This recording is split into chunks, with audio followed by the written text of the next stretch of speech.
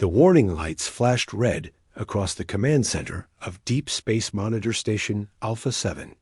Commander Zix Thalos, 4 eyes focused on the main display screen. Her blue-scaled skin shifted color slightly as confusion took hold.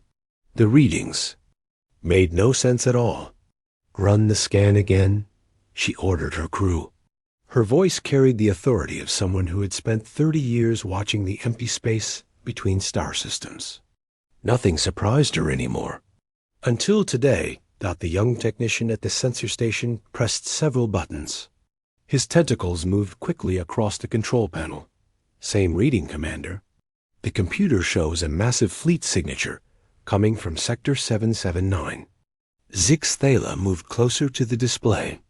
The screen showed a single dot of light moving through space.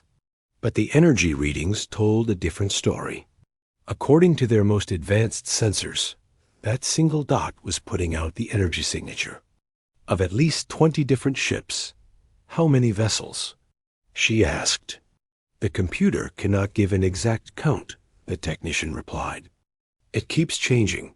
Sometimes it reads as 15 ships, sometimes 30. The signatures are jumping between different ship types every few seconds." This was impossible. Zix Thalos had been monitoring space traffic for the Galactic Council for most of her adult life. She had seen every type of ship design from every known species. Nothing behaved like this. Could it be a malfunction in our sensors? She wondered out loud, double quotes. "No, Commander." The technician looked worried now. "I ran full diagnostics twice. All systems are working perfectly." Zix Thalos reached for the communication panel. She needed to report this to the other monitoring stations. If their sensors were wrong, someone else would have different readings. If their sensors were right, then something very strange was happening in their sector. "Monitor Station Beta 3, this is Alpha 7. Do you have any unusual readings in Sector 779? The reply came quickly. "Alpha 7, this is Beta 3. "Affirmative. We show a massive fleet signature, but visual confirms only one vessel. We thought our equipment was broken." Zix Thalos felt her skin change to a deeper blue. This was the color her species turned when they were afraid. "Monitor Station Gamma 1, please confirm readings for Sector 779. Alpha 7, Gamma 1 here. We confirm the same impossible. Readings. Single ship, multiple fleet signatures. We have never seen anything like this before. 3 different monitoring stations. 3 different sensor arrays. All showing the same impossible thing." Zix Thalos knew she had to contact the hegemony immediately. This was beyond her authority to handle. The hegemony was the military arm of the Galactic Council. They handled all threats to the peace and order of civilized space. If there was something dangerous moving through their territory, they needed to know right away. "Get me Admiral Korafin of the hegemony fleet," she ordered. Within minutes, the stern face of Admiral Korafin appeared on the main screen. The admiral was from the Draknari species. They were large, powerful beings who had dominated galactic military forces for over 1,000 years. His red eyes looked directly at Zix Thalos. "Commander, your report mentions impossible sensor readings. Explain." Zix Thalos sent the data to the admiral's ship. She watched his face as he reviewed the information. Even the mighty Draknari looked confused. "This makes no sense," Admiral Korafin said finally. "No single ship can produce the energy signature of an entire fleet. Are you certain this is not some kind of sensor error?" 3 monitoring stations confirm the same readings, Admiral. "We have run complete diagnostics on all systems. Everything is working correctly." The Admiral was quiet for a moment. Zix Thalos could see him thinking. The Draknari were known for their careful military planning.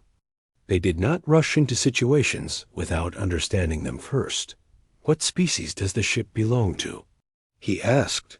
Zix Thalos checked her records. "The ship identifies itself as U. East Prometheus. That designation belongs to the humans, Admiral. Humans? Admiral Corathan's voice showed surprise. The primitive species that just made first contact 6 months ago?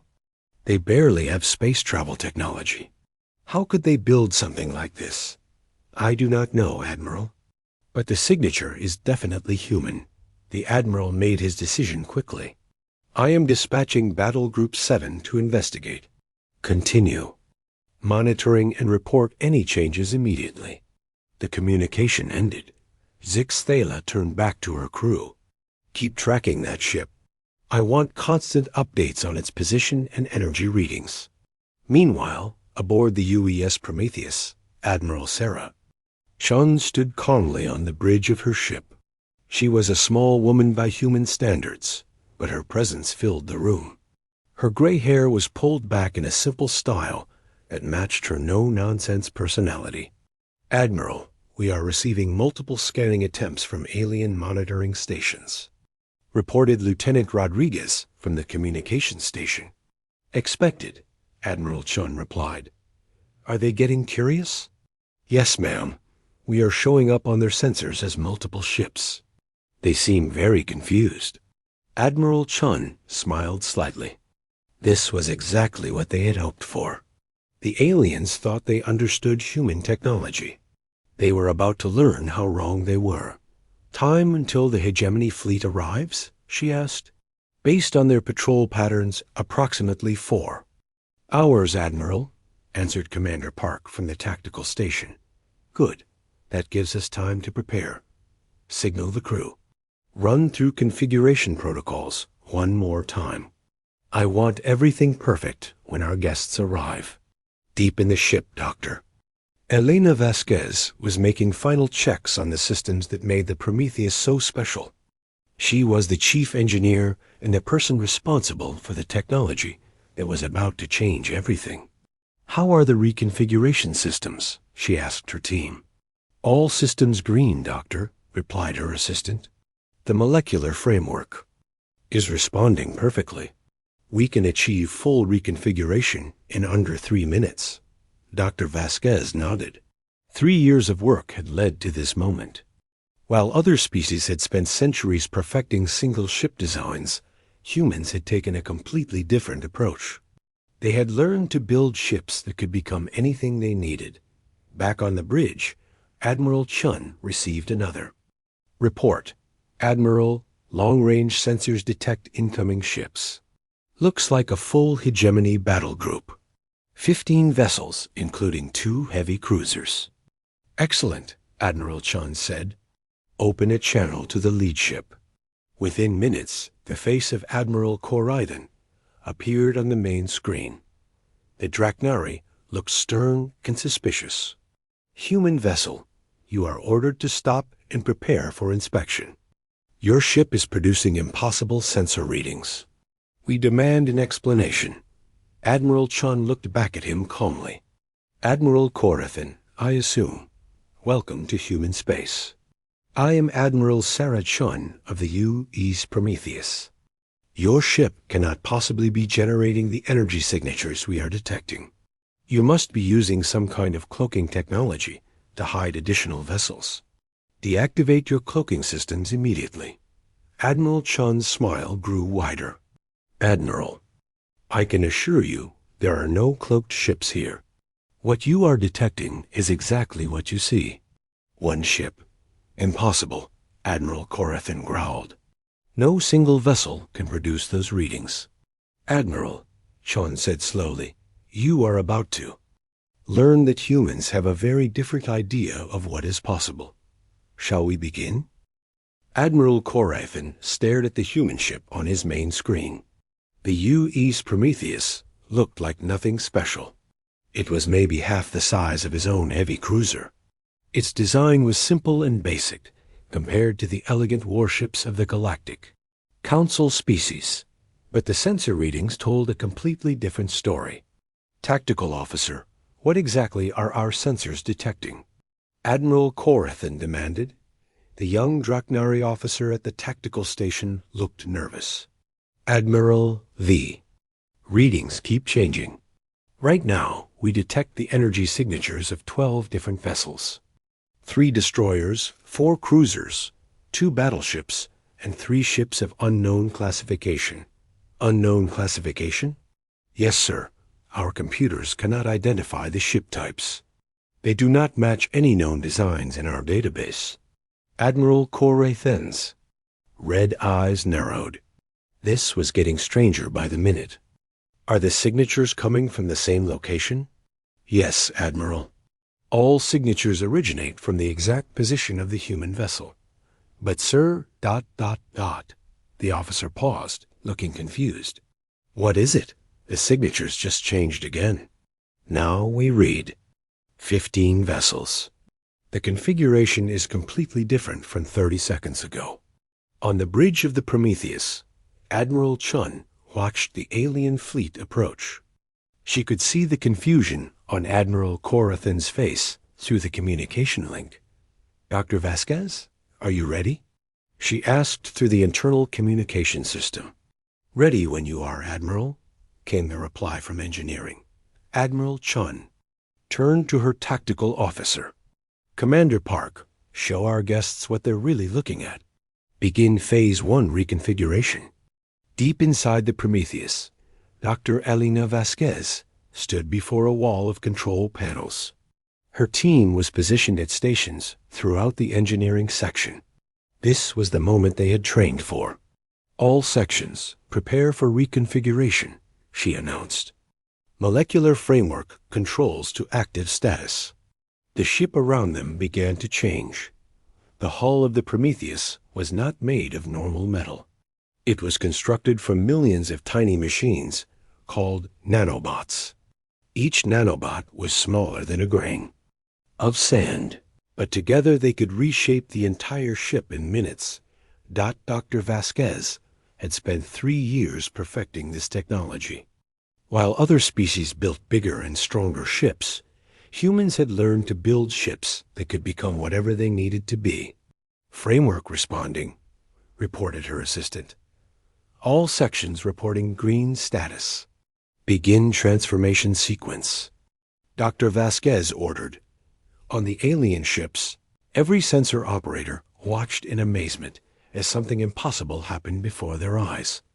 The human ship began to stretch and change. Shape. Parts of the hull flowed like water, extending outward in different directions. What had been one ship was becoming something else entirely. Admiral, the tactical officer shouted. The human vessel it's changing shape. Admiral Corathan watched the main screen in shock. The Prometheus was splitting apart, but not like a ship breaking up under damage. This was controlled and deliberate. The front section of the ship extended forward and reshaped itself into a sleek, fast-looking vessel. The middle section grew thicker and sprouted weapon hardpoints. The rear section split into 3 smaller units that looked like escort fighters. In just 2 minutes, one ship had become 5 separate vessels. How is this possible? Admiral Corathan whispered on the Prometheus, now configured as a small fleet.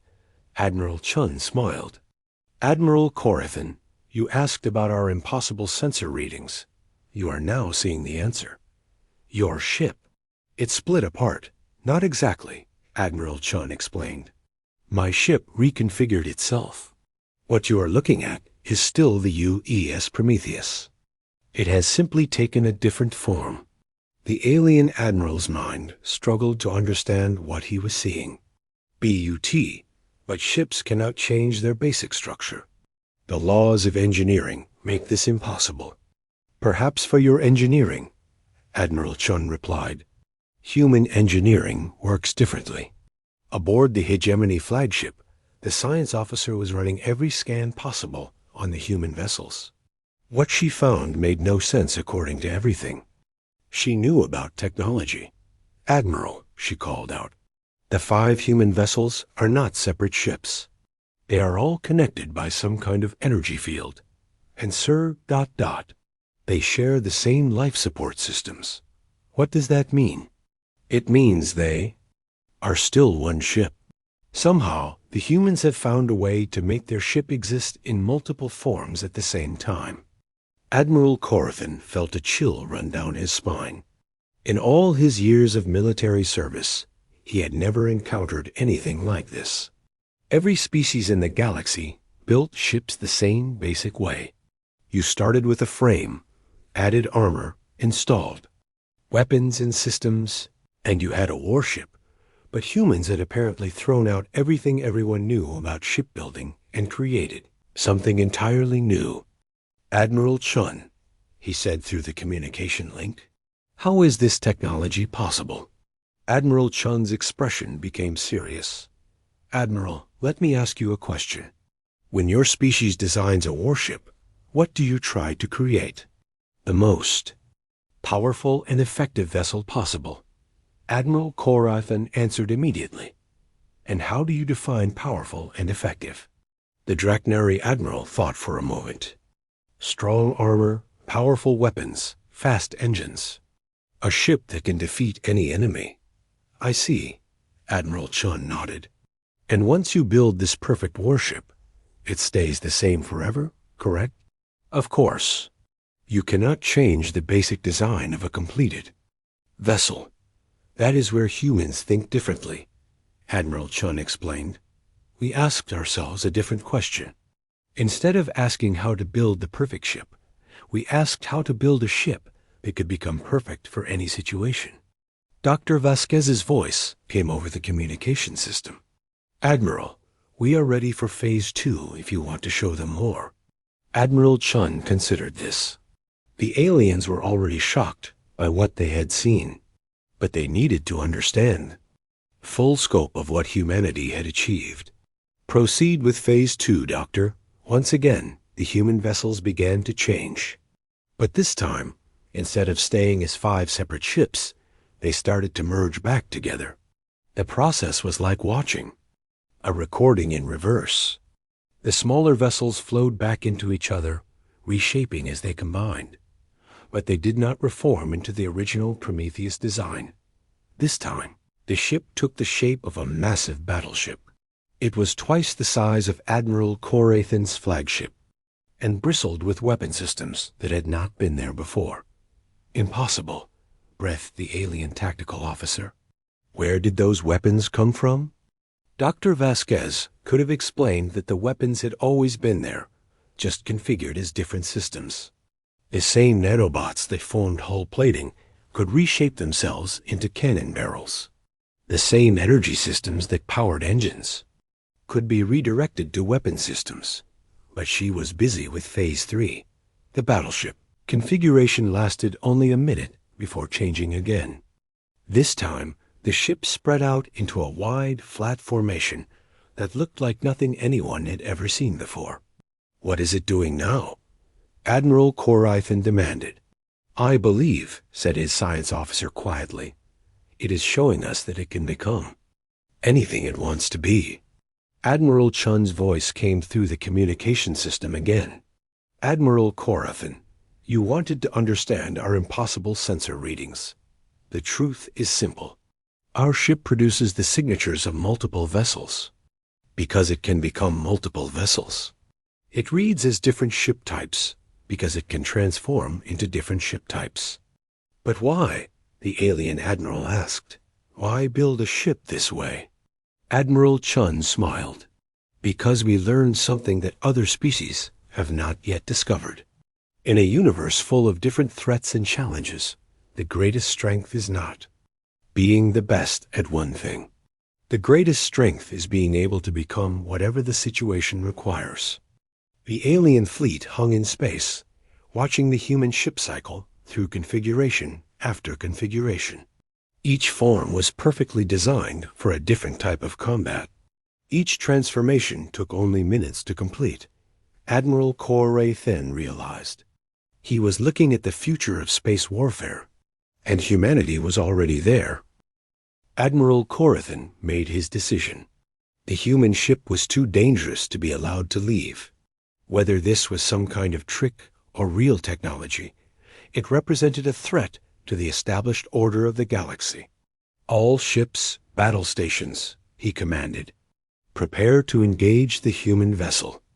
Across the hegemony fleet, 15 warships powered up their weapons and shields. These were not exploration vessels or patrol ships. This was a full battle group designed to handle any threat in known space. The Draknari heavy cruiser carried enough firepower to destroy a small moon. The Vaxian destroyer escorts were among the fastest ships in the galaxy. The Zeltran battleships had armor thick enough to survive direct hits from planet-based defense cannons. Admiral Cora then felt confident. No matter what tricks the humans had, 15 ships against one was impossible odds. "Human vessel," he announced over the communication channel. "You will surrender immediately and submit to inspection. Any resistance will be met with lethal force." Admiral Chun looked at the alien fleet surrounding her ship. She had expected this moment. The alien species always responded to new technology with fear and aggression. "Admiral Corathan," she replied calmly, "I cannot surrender my ship, but I will give you one chance to withdraw your fleet and avoid unnecessary casualties." The Draknari Admiral's laugh was harsh. "You are outnumbered 15 to 1. Your ship, no matter how strange, cannot fight an entire battle group." "Admiral," Chun said softly, "you still do not understand what you are facing." She turned to her tactical officer. "Commander Park, show them what humans call adaptive warfare. Begin Engagement Protocol 7.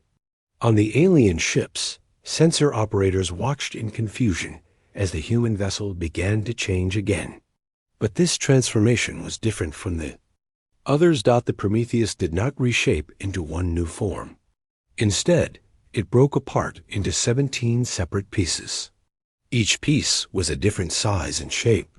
Each piece moved in a different direction. "Admiral," the tactical officer shouted, "the human ship has fragmented into multiple contacts. We now have 17 targets moving on different vectors." Admiral Kor Athan stared at the tactical display. The single human ship had become a swarm of smaller vessels spreading out across space. Some looked like fighters. Others resembled corvettes. A few appeared to be specialized ships he could not identify. "How do we target them?" asked his weapons officer. "Target the largest pieces first," Admiral Korathan ordered. "Destroy them one by one." But targeting the human ships proved to be more difficult than expected. The pieces of the Prometheus did not behave like normal space vessels. 3 of the smaller fragments suddenly accelerated to impossible speeds. They moved faster than any fighter the aliens had ever seen. These scout units raced around the alien fleet, scanning for weaknesses and blind spots. Meanwhile, 5 medium-sized pieces positioned themselves in a defensive formation. Their hulls bristled with point defense weapons that began shooting down incoming missiles before they could reach their targets. The larger fragments hung back, but Admiral Chun's tactical officer could see what they were really doing. They were analyzing the alien ships, learning their weapon patterns and defensive capabilities. "All ships open fire," Admiral Korathan commanded. The alien fleet unleashed a massive barrage of energy beams and explosive missiles. The space around the human ship fragments lit up with weapons fire, but the humans had already adapted to their tactics. The fast scout pieces darted between the energy beams like dancers. Their small size and incredible speed made them almost impossible to hit. The defensive pieces shot down most of the missiles with precise point defense fire. The few weapons that got through struck empty space where human ships had been seconds before. "Damage report?" Admiral Cora then demanded. "No. Confirmed hits on any human vessel," reported his tactical officer. "They are avoiding our weapons completely." Captain Marcus Webb sat in the Tactical Coordination Center, deep inside one of the Prometheus fragments. Around him, holographic displays showed the entire battle from every angle. He could see through the sensors of all 17 ship pieces. At once, this was the advantage of human adaptive technology. Instead of having one ship with limited sensors and weapons, they had 17 units that could work together as a single intelligence. Scout units report alien weapon patterns analyzed, reported Lieutenant Johnson. Their heavy cruisers have a 2-second delay between shots. Their destroyers are vulnerable during turn maneuvers. Captain Webb smiled. Begin attack pattern alpha. Show them what coordinated warfare looks like. The human ship fragments suddenly stopped running and went on the attack. 3 scout units that had been darting around the alien fleet suddenly converged on one of the Vaxian destroyers. They did not attack from the front, where the ship's weapons were strongest. Instead, they hit it from 3 different angles during a turn maneuver when its guns could not track fast enough. The destroyer's shields collapsed under the coordinated assault. Warning lights flashed across its bridge as systems failed. Meanwhile, 2 of the larger Prometheus fragments had quietly positioned themselves behind the alien formation. Admiral Corathan did not notice them until they opened fire on his rear. Ships, but these were not the same weapon signatures the aliens had been tracking. Somehow, the human ship pieces had reconfigured their weapons during the battle. What had been point defense guns were now heavy cannons. What had been engine exhausts were now missile launchers. How are they changing their weapons during combat? Admiral Corathan's science officer asked in amazement. The answer was the same: nanotechnology that allowed the ship to change shape. Dr. Vasquez had designed systems that could rebuild themselves in minutes. A sensor array could become a weapon. An engine could become a shield generator. Nothing on the human ship was limited to a single function. The battle became a nightmare for the alien commanders. Every time they thought they understood what the human ships could do, the ships changed and did something completely different. A group of small human vessels would cluster together and suddenly merge into a heavy assault ship. Large human ships would split apart into fighter swarms when the aliens tried to target them with heavy weapons. "Admiral," the communications officer called out, "the destroyer escort Valiant is reporting critical damage. They are requesting permission to withdraw." Admiral Corathan looked at the tactical display. In just 10 minutes of combat, his fleet had taken significant damage while the human ships remained untouched. How is this possible? He muttered. Captain Webb was asking himself the same question about the alien tactics. He had studied the military history of every known species. They all fought the same way. They built specialized ships for specific roles and used them in predictable formations. The Draknari always put their heavy ships in front to absorb damage. The Vaxians always kept their fast ships on the flanks for hit-and-run attacks. The Zeltrons always stayed in tight formations to maximize their shield overlaps. But humans had learned to fight differently. They did not build ships for specific roles. They built ships that could take on any role as needed. "Sir," Lieutenant Johnson reported, "the alien fleet is trying to regroup. They are pulling back their damaged ships." "Let them," Captain Webb replied. "Begin Phase 2. Show them what happens when we stop holding back." The 17 Prometheus fragments began to move in a complex pattern. Some merged together to form larger ships. Others split into even smaller units. Within minutes, the humans had completely reorganized their force structure.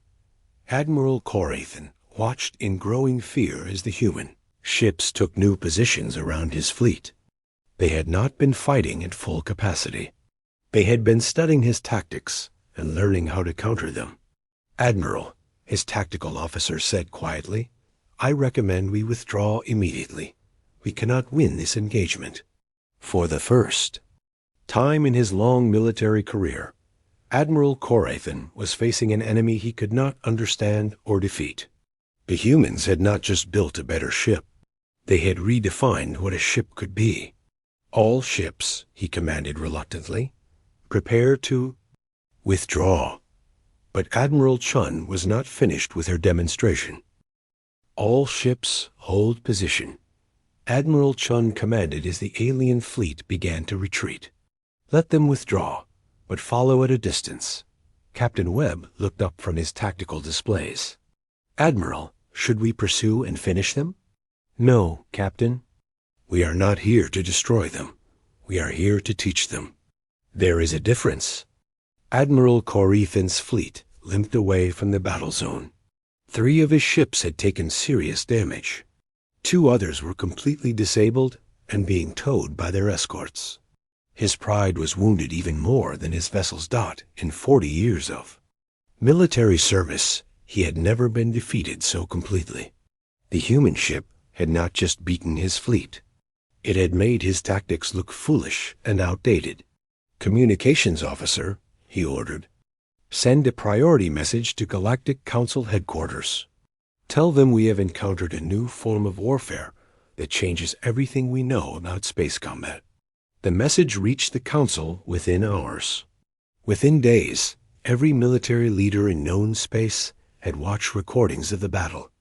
The response was immediate and widespread. Some species demanded an investigation into this new human technology. Others wanted to know if it violated any galactic treaties about weapons development.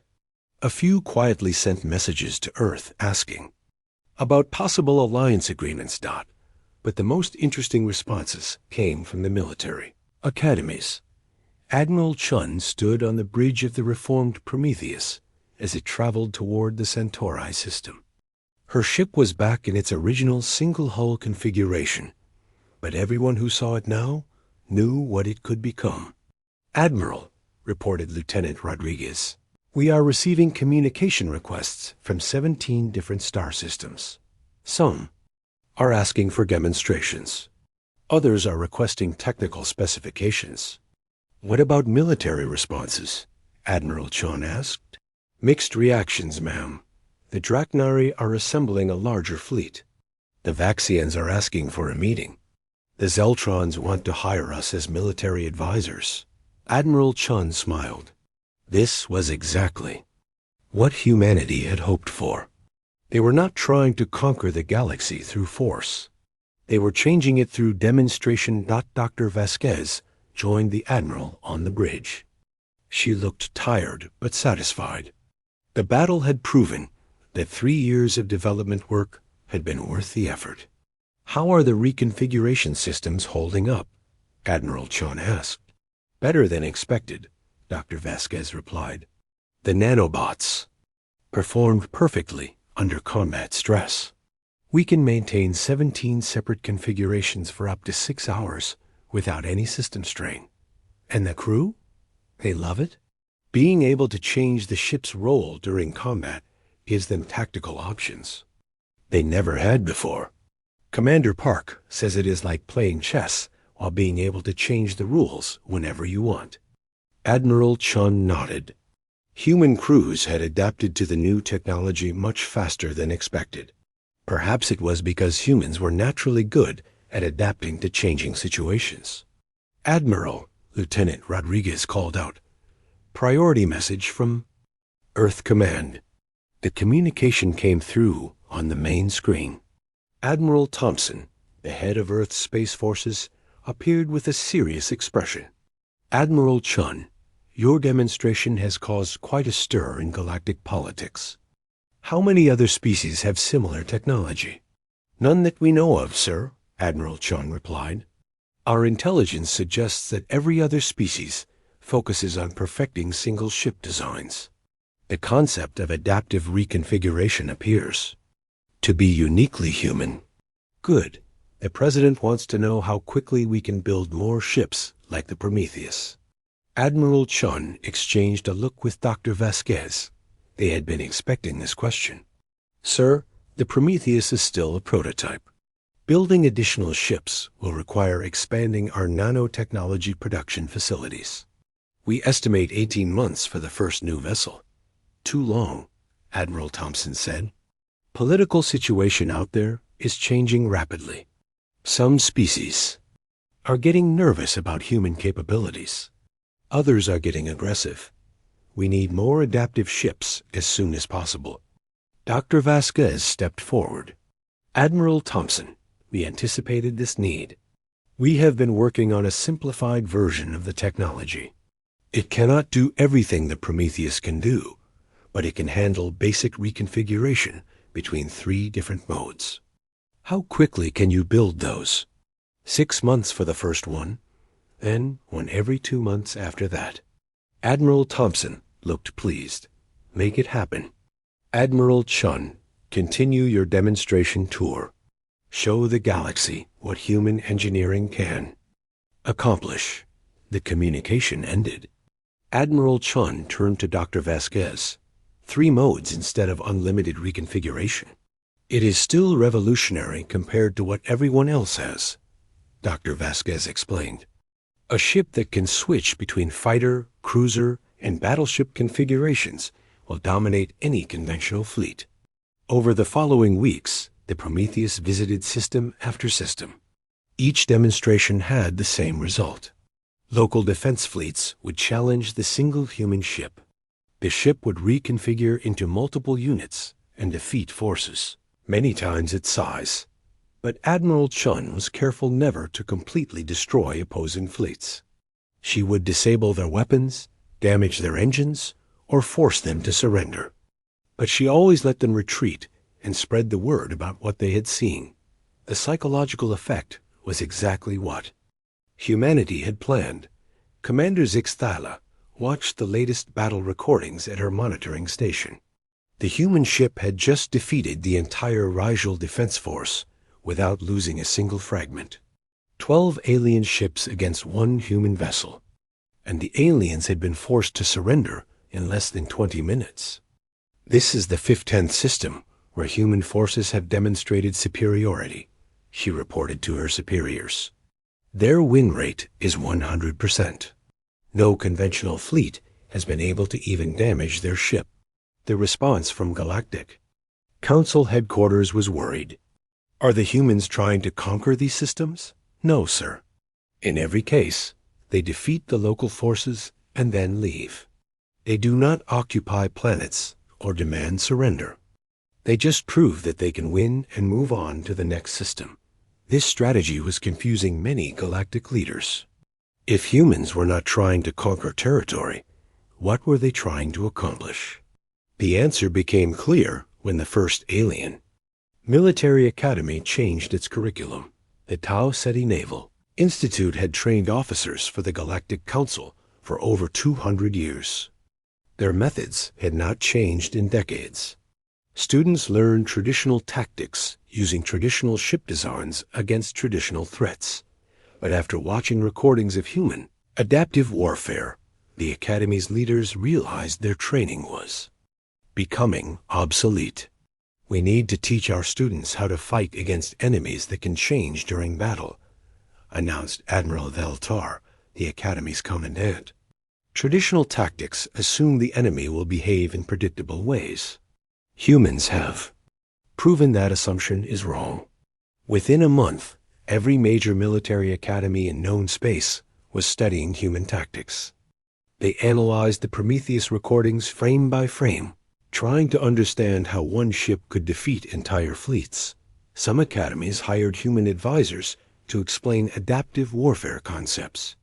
Others sent their best students to Earth to study human military philosophy directly. Admiral Chun received reports of these changes with satisfaction. Humanity was not just winning battles. They were changing how the entire galaxy thought about warfare. The real victory, she told her crew, is not defeating enemy fleets. The real victory is making enemy fleets realize they need to think like humans to survive. Dr. Vasquez was already working on the next generation of adaptive ships. These would be even more flexible than the Prometheus. They would be able to reconfigure not just their hulls and weapons, but their entire internal systems. What if we could build a ship that could become a research vessel, a cargo transport, or a warship, depending on what the mission required? She asked her engineering team. The possibilities were endless. And humanity was just getting started. The galaxy was learning that adaptation was more powerful than specialization. Change was more valuable than perfection. And humans had mastered both adaptation and change better than any other known species. The age of static warfare was ending. The age of human innovation had begun. 6 months had passed since the Prometheus first appeared on alien sensors. The galaxy had changed in ways no one could have predicted. Admiral Chun stood before the reformed Galactic Council in their Grand Assembly Hall on Centauri Prime. Representatives from 43 different species filled the massive chamber. But today, they were not here to debate trade agreements or territorial disputes. They were here to discuss the future of galactic civilization. Admiral Chun spoke Council Leader Mordok, a wise elder from the ancient Etherian species. 6 months ago, humanity was considered a minor species with primitive technology. Today, you have been granted full council membership and a permanent seat on the Military Advisory Board. How do you explain this rapid change? Admiral Chun looked around the chamber. 6 months ago, these same representatives had dismissed humanity as backward newcomers to galactic society. Now they looked at her with a mixture of respect and uncertainty. Council leader, she replied, the change did not happen to humanity. The change happened to everyone else. We simply showed the galaxy what was possible when you stopped trying to perfect the past and start adapting for the future. In the months since the first demonstration, the effects had spread far beyond military applications. The concept of adaptive technology had begun transforming every aspect of galactic civilization. The Vaxian shipyards, once famous for building the fastest conventional vessels in known space, had completely retooled their production lines. They were now building ships that could reconfigure between transport, exploration, and patrol roles as needed.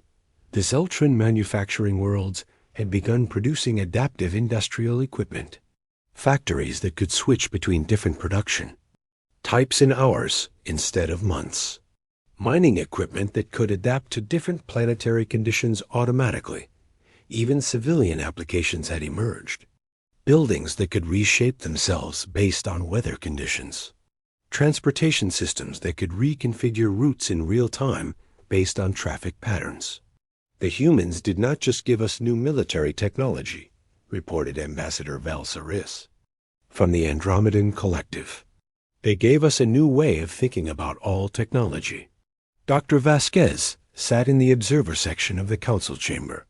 She watched the debate with interest. The galaxy was discovering what human engineers had known for years. Adaptability was more valuable than specialization in every field, not just warfare. 3 months earlier, she had received a visit from a team of alien scientists. They had come to Earth hoping to learn the secrets of nanotechnology and adaptive engineering. What they found surprised them. Your technology is not actually more advanced than ours, Dr. Kethmer from the Crystalline Consortium had observed. In some areas, we have better materials and more efficient energy systems. That is correct, Dr. Vasquez had replied.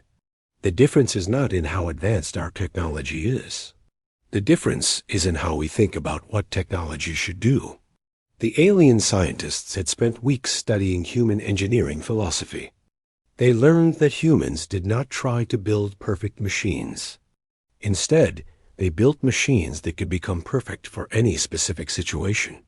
We designed for change, Dr. Vasquez had explained. Every other species designs for permanence. Now, 6 months later, the results of that different thinking were Reshaping Galactic Civilization. Council Leader Mordok continued the session. We have received reports from across known space. 17 different military conflicts have ended not because one side defeated the other, but because both sides realized their military doctrines were obsolete. This was perhaps the most unexpected result of human adaptive warfare. When both sides in a conflict realized their weapons and tactics were outdated, they tended to stop fighting and start negotiating instead. The Rigel border war had lasted for over 50 years. Two species fighting over a disputed star system using traditional fleet tactics. After both sides watched recordings of the Prometheus in action, they signed a peace treaty within a week. Why continue fighting with obsolete methods? The rival military commander had said, "We need to learn new ways of thinking before we can resolve our conflicts." Admiral Chun addressed the council again. "Honorable representatives, humanity did not seek to dominate the galaxy through force. We sought to change it through example. The results speak for themselves. In the months since the demonstrations began, not a single species had requested military action against human space. Instead, 41 species had requested technology sharing agreements. 37 had asked for human military advisors. And 23 had applied to establish embassy relationships with Earth. The transformation went beyond technology and military doctrine. The very structure of galactic politics was changing. For over 1,000 years, the galaxy had been divided into species-based factions. The Drachneri led the militaristic alliance. The Vaxians controlled the trade federations. The Zeltrons dominated the research consortiums. But adaptive technology did not recognize species boundaries. A good idea could come from anyone and be improved by everyone. Human engineering principles were being combined with alien materials. Science, alien energy systems, and alien manufacturing techniques. We are witnessing the birth of the first truly galactic civilization, observed Dr. Yithara, the Council's chief science advisor. Not one dominated by a single species, but one where the best ideas from every species can be combined and improved. Commander. Zix Thala had been promoted to admiral and given command of the new galactic adaptive fleet. This was a joint force combining ships and crews from multiple species, all using principles learned from human engineering. "Admiral Chun," she said, addressing the human leader, 3 months ago you visited our home system. Our defense fleet challenged your ship using conventional tactics. You defeated us in 18 minutes. Admiral Chun nodded. "I remember the engagement, Admiral Zix Thala. Last week, my new adaptive fleet conducted exercises against a traditional hegemony battle group. We used the tactics your people taught us. The battle lasted 37 seconds. The chamber fell silent. 37 seconds to defeat a traditional fleet was almost unimaginable. The old ways of warfare are not just obsolete," Admiral Zix Thala continued. "They are completely helpless against adaptive tactics." This was the reality the galaxy now faced. Any species that refused to adapt their military thinking would be defenseless against those who embraced change. But humanity had made sure that adaptive technology was available to everyone. They were not trying to create a military advantage for themselves. They were trying to create a more stable galaxy for everyone. Admiral Chun, Council Leader Mordak asked, "What does humanity want in return for sharing these revolutionary technologies?" Admiral Chun smiled. "We want what we have always wanted. To explore the galaxy, learn from other species, and contribute to galactic civilization. The only difference is that now other species recognize the value of what we can contribute." Dr. Vasquez stood and addressed the council. "Honorable representatives, the Prometheus was just the beginning. In the past 6 months, we have completed construction of 12 additional adaptive vessels. Each one incorporates improvements suggested by alien scientists and engineers." She activated a holographic display showing the new ships. They were larger than the Prometheus and even more flexible in their capabilities. "These ships represent true galactic cooperation," she continued. "Human adaptive frameworks combined with Vaxian speed technology, Zeltran defensive systems, and crystalline energy management. They are not human ships or alien ships. They are galactic ships." The representatives looked at the display with amazement. The new vessels could transform between more configurations than anyone had thought possible. Science ships, cargo haulers, exploration vessels, diplomatic transports, and combat units, all in the same hull. But the most important development, Dr. Vasquez concluded, is not technological. It is philosophical. We have learned that the universe is too big and too complex for any single species to master alone. Only by combining our different ways of thinking can we truly adapt to whatever challenges we face. Admiral Chun stood to deliver her final statement to the Council. 6 months ago, you saw the Prometheus as an impossible ship that should not exist. Today, adaptive technology is becoming the foundation of galactic civilization. In 6 more months, I believe we will look back on this time as the moment when separate species became one galactic community. She paused and looked around the chamber at representatives from dozens of different worlds. The warship that should not exist has become the template for the future we are building together. A future where adaptability triumphs over rigidity, where cooperation defeats competition, and where the greatest strength comes not from perfecting what we know, but from learning what we do not know yet. The vote was unanimous.